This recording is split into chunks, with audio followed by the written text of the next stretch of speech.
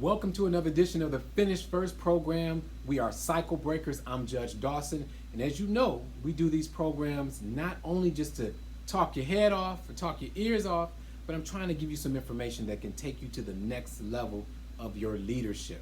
And I'm telling you, every last one of us, we all have leaders inside of us. It's just about bringing it out. So I'm starting this conversation off with my mask in my hand. And why do I do that even in my judges' chambers? Well, it's simple. Look, when there are rules in place, we have to all follow the rules. It's not only to your benefit to follow the rules, but it's for your safety. So I have my mask, not necessarily to be a proponent of mask wearing, but more so to be a proponent of following the rules and doing what you have to do to make sure you make it to that next level of success. In today's session, we're going to make our way back into the Cycle Breaker book, and we're talking about what it takes to be a cycle breaker. Now, if you remember, there are 4 elements of being a cycle breaker. The first one is you have to recognize the need for change. And what does that mean? In your personal life, in your family, in your community. What needs to be changed? We all need to grow, right? We all can improve our current status. So what do you need to change in your life? What do you need to change in your community? That's the first step of being a cycle breaker. The second one is, once you recognize what needs to be changed, you have to commit to breaking the cycle. You know, all of these elements of being a cycle breaker sound very easy, but they're very hard when you try to apply them because life is hard. So you make a commitment to break a cycle, someone gets you out of your hookup, and next thing you know, you're back doing the same thing you were doing before. Or you make a commitment not to say a certain thing or act a certain way, and someone makes you mad and you do it all over again. So commitment is very important. And I think what's happening in our day and time is that we don't commit enough and we don't take commitments seriously. When you give your word that you're going to do something, you have to do it. When you set your sights on staying out of jail, starting that new business, breaking up with that person who's toxic in your relationship, whatever the commitment is, it doesn't matter what it is, a commitment is a commitment. And once you commit, you have to stay in the game. After you commit to breaking the cycle, then you have to get the tools necessary to break the cycle. And that's what we're going to be talking about during this session. Gathering the tools that are necessary so that you can be a cycle breaker. Getting the tools necessary to be a cycle breaker. So what does that look like? Basically, it looks like anything else in life. Whatever it is that you want to do, you have to learn how to do it. When you were a child, it wasn't on you, right? But we had to teach our children how to walk. I have 2 children. I have to teach them both how to walk. Now, I didn't have to teach them how to crawl. They were able to determine that and figure that out on their own. But generally speaking, when there's something that you want to accomplish, you got to figure out how to do it.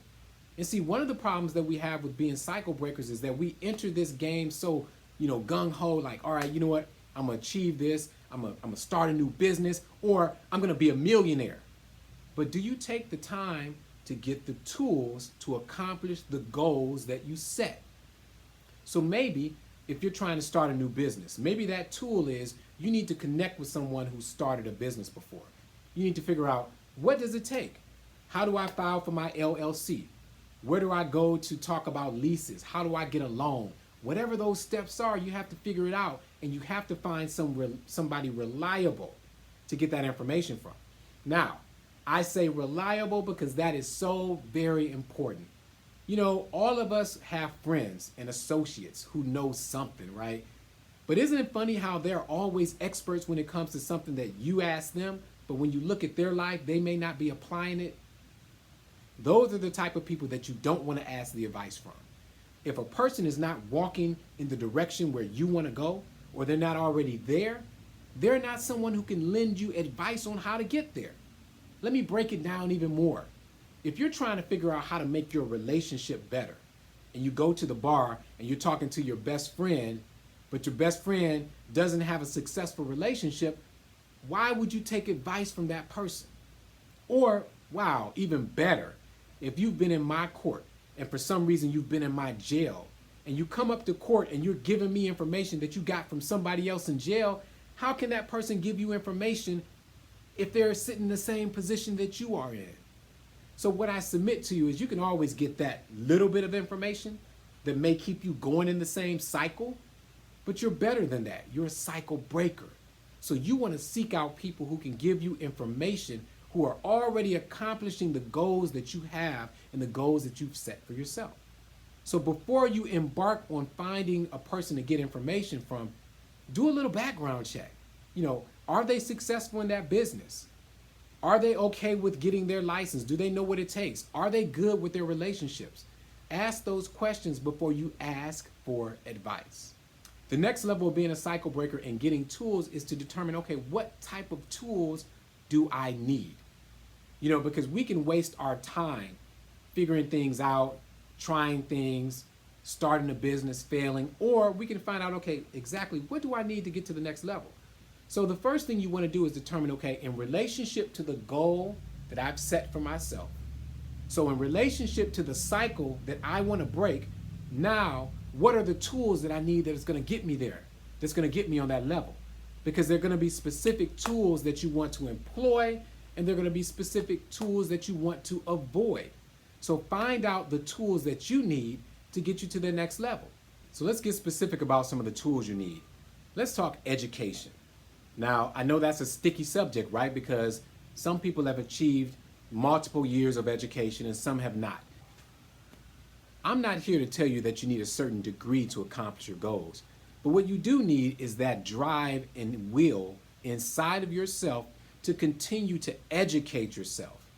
Now, maybe your goal is to start a business, and your business may not require a master's degree, or maybe not even a bachelor's degree. So it's not about the level of education that you go to. It's more so about how you set your mind up and whether or not you are willing and able to continue to be a learner. I submit to you that it's to your benefit that you be a lifelong learner, because things will change. Even when you start that business, there may be a new product that comes out. You need to know about that new product so you can offer it or not offer it. There may be a new service that all of a sudden everybody's doing this new service and you're stuck doing the same one. You have to be a lifelong learner to be a cycle breaker. And forget about business, let's talk about real life issues. If you're trying to leave a relationship that's been riddled with domestic violence, you need to know what are the tools that I can use to get out of this relationship safely.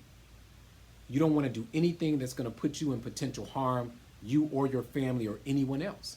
So you need the tools to get out of that relationship successfully. Let's say you've been addicted to drugs and alcohol. You can't just wake up in the morning and say, I'm quitting. You can and you should, but it's harder than that. You're going to need to know what type of tools are out there to assist me as I'm trying to change my life and become less dependent or not even dependent at all on any drugs or alcohol. It takes tools. It's great to want to do it. Remember, the first step is recognizing it. Second step, making the commitment. Now you're in the middle of it and you need to have tools around you. Same thing with little stuff like smoking. It's hard to stop smoking, right? That's why they have the patch and the gum and all these other things, because it takes tools. So whenever you want to be a cycle breaker, you have to discover the tools necessary. Not only discover those tools, you have to be willing to work with those tools. Talk to that person that can help you. Get enrolled in that GED class so you can get at least the GED certification. Go to the webinars and the seminars and buy the books and read the magazines, whatever it's going to take. Maybe it's prayer, whatever you need to do on the regular basis to build yourself up and to keep yourself tooled up, that's exactly what you have to do.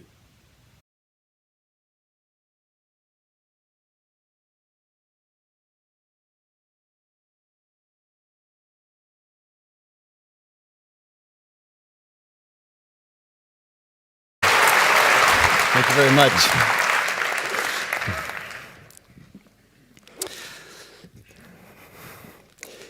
Today, 12 speakers will take this stage. Each is fighting an epic battle. It's the battle against fear, the fear of standing here. Now, this is an old instinct. It's the same one that your ancestors had when they ran into this guy. the saber-toothed tiger. Let's give this guy a name. Who's got a good name for this saber-toothed tiger? Just yell it out. Sorry, what's that? Mr. T. That is an excellent name. That's a very creative name. You know, when something is about to rip the meat off your bones, it's nice to know its name for future reference. So, what are my options when I stand out here? Well, they're the same ones that your ancestors had when they ran into Mr. T. I can freeze, which is going to make this a very spooky TED Talk. Or I can take flight. I can run away. Or I can fight. But that's going to take a lot of courage. But if you have something important to share with the world, then that's what you have to do. In fact, you have to go from stage fright to stage fight. I've worked in communications for many years. I've written hundreds of presentations and speeches for hundreds of speakers, and I can share a few observations about this stage fight. And I'd like to share 3 with you. To start with, when people get on stage, I'm going to just go back one. When people get on stage, they tend to stand wrong. They lock up their knees. And that freezes everything up. You don't want to lock up your knees. You want to bend the knees. You want to be ready for the fight. Second, with the adrenaline kicking in, the breathing gets affected. People breathe high in the lungs. They start breathing fast and breathing too shallow. You don't want to do that. You want to breathe deep in your stomach, like a martial artist ready for the fight. You want to breathe right for the fight. And third, with the knees locking up, with the breathing going ballistic, the people tend to tighten up the shoulders, tense the shoulders. That's no way to give a TED Talk because you want to relax the shoulders. So, I've come up with a tool for this, and I want to share that tool with you. And it's called Unfreeze the Knees. You like it? Sketchy, huh? Okay. Here's how it works. When I walk out on stage, and I feel everything going ballistic, I just say, unfreeze the knees. And I feel much better. But this works on stage, but it also works off stage. For instance, I'm from the States. I go back to the States quite often. I go to family gatherings. My Uncle Tom is there, and he's there, and he's telling everybody how we're going to make America great again, and I'm thinking, oh, not that again. Unfreeze the knees. and I can even deal with Uncle Tom. It's that powerful. So, I want to share this with you, and this is a fantastic opportunity. We have like 700 people here. And I want the best way to learn something, we heard that from Ruud earlier today, is to experience it. So, I'd like to ask you all to stand up. Would you do that? And I want you to experience the power of this, because what you're going to experience is how easy it is. Unfreeze the knees. Do it. Yeah?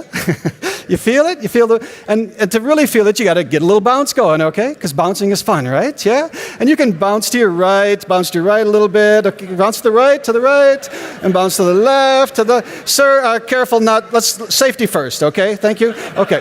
But just bounce a little bit. Now, hold that position, okay? Hold that position. You're standing right, you're breathing right, your shoulders are relaxed. That's the unfreeze the knees position. We're going to simulate 2 situations. First situation, on stage. You are standing, imagine this, you are standing behind that curtain. Imagine it. I was just there. It's scary. It's very scary.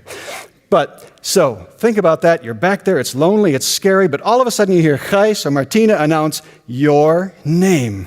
You walk out. Imagine it. You're walking out. You come out here. You stand here. You look at 500, 600, 700 Mr. T's. Can you feel it?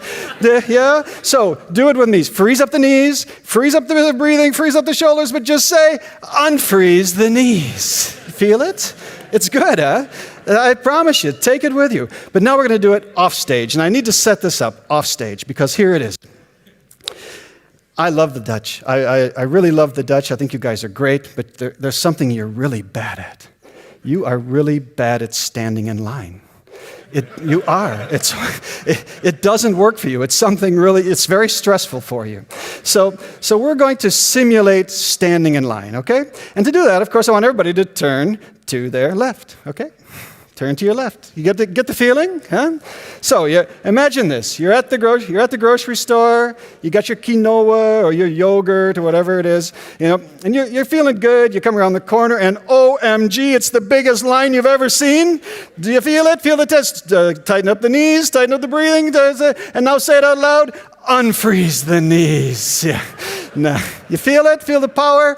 Do it next time. For doing something slightly silly but potentially valuable, give yourself a round of applause, please. Yeah? Have a seat, by the way. Have a seat. Yeah. Geez, can't stand like that forever. So, yeah. These are what I call TED Tools for Life. TED Tools for Life. And you had it on stage and off. Tools for success. Now, that took a while, but I have 3 more I want to share. It'll go much faster. 3 more I want to share, and then I want to end with a big idea. Okay? So here is that clear? 3 more, big idea. Okay? Tool number 1. Manage audience expectations. You know where we're going right now, right? We got this tool, 2 to go, Howard's off, next speaker, thank goodness, right?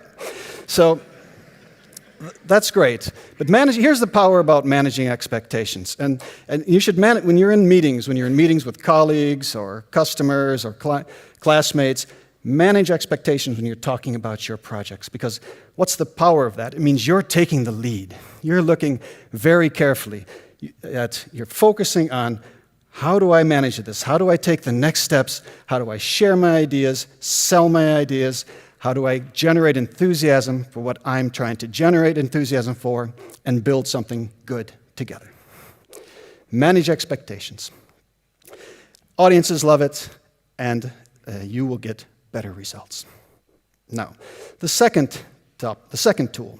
Just take a little drink here. The second tool. Before I do it, I need to say this. I think you guys are great. I do. You could be anywhere today, but you want to be here because you know something good is happening here. You know people are doing good things about dealing with the situations of refugees, looking at how to make drinkable rivers, how to get more women in science. You choose to be here because you know good things are happening. I mean, you're obviously smart, creative, forward-thinking. I think you guys are cool. I do. So I just wanted to say that. TED tool number 2. Always compliment the audience, right? Always compliment your audience. And how did it feel when I said that? How did it feel? It felt good, right? Yeah. And it felt good because I meant it, but it's true. And compliments connect. When you give people a compliment and commit to a compliment, you connect with them. And people who are connecting build things better together. And, even more powerful, I think, is when you commit to a compliment, you have an assignment for yourself. You've given yourself the assignment to look for the positive in things. So powerful. We are so good at looking at what's wrong and wanting to fix that and focusing on that. But when you commit to a compliment, you're focusing on what's good and how to build on that energy. So in that meeting with the colleague, the classmate, when you're getting feedback back, and maybe it's not the nicest feedback, but commit to that compliment. What's good in that? And compliment that colleague for giving you that.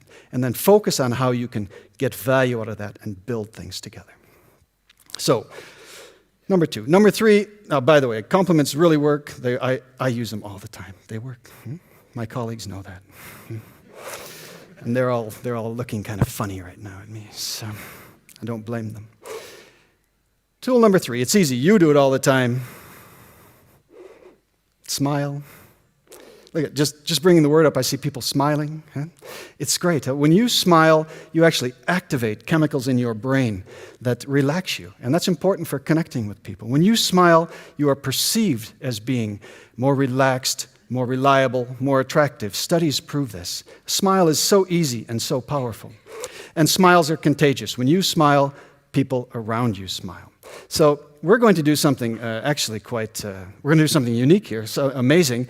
We are going to have the biggest collective smile in Venlo today, and it's going to happen here at TEDx Venlo. It's going to be great, you know. So, and actually, it's going to be so good that we are going to get Patrick, the photographer. He's going to capture this. Where's Patrick? Give Patrick a round of applause. Yay! Yeah, one of the best photographers at TEDx Venlo, okay? So, he is. So, okay, when I say smile, it's going to feel a little bit like taking a picture, but when I say smile, you smile, biggest collective smile. Ready? Smile! Smile! Yeah? It's good, huh? You feel relaxed, okay? Yeah? You got it? Let's make a selfie out of it, Pat. Can we make a selfie out of that? Okay? Smile? Yeah? Now, you know, one more little exercise. Thank you, Patrick. All right. Just to make it a little more intense, look at someone, left or right, doesn't matter, do both maybe. Look them right in the eye and smile. Smile. It's nice, huh? See how attractive they are? See how good? Sir, do not look at her like that. That is a little spooky, okay? But it's a little creepy, actually. But there it is, smile. So that's the three. Although I see a few of you. You're thinking, yeah, there's nothing worse than a fake smile. And I see it. You're right. You're such a smart audience. It's amazing. So, and that brings me to this, the big idea. This is Elisar. Elisar was a speaker at TEDx Venlo last year. She was a Syrian refugee. She came on stage to tell about her journey to Venlo. Here you see her. She looks poised, confident. She's fantastic. But like many speakers, Elisar was terrified. She was terrified of being on this stage. But she did not let that fear stop her because she was on a mission. She was on a mission to do something good, to tell a story she felt had to be told, a mission to do something good. And to me, that is the big idea I'd like to end with. Focus on the good. That's the most powerful tool on stage and off than you can have. Here's my personal philosophy. Be strong, do good. You know, I can tell you it's pretty scary behind that stage back there, behind that curtain. But I'm pretty sure that by doing this, I'll be a better coach for the TED speakers down the road. And those speakers, as you know, are focused on doing something good, and that gives you strength. I've worked with hundreds of speakers. Many of them say, how do I manage the fright, the stage fright? And the answer is, do not focus on the fright. Focus on the fight to do something good. That's where you will find strength. Fear will always feel real. But when you focus on the good, you get the courage to get unreal. And when you focus on the good, your smile will be authentic. Your compliment will be genuine. It will, I promise. So those are the TED Tools for Life that I wanted to share. The next time you run into all those Mr. T's out there, whether it's a 1 or 1,000, doesn't matter. Unfreeze the knees. Manage expectations. Smile. You know how to do it? We did it, right? Smile. I want to thank you for being a smart, creative, fantastic, amazing TEDx Venlo audience. So this walk down the road to being a cycle breaker, we're talking about tools, and that's the easy part.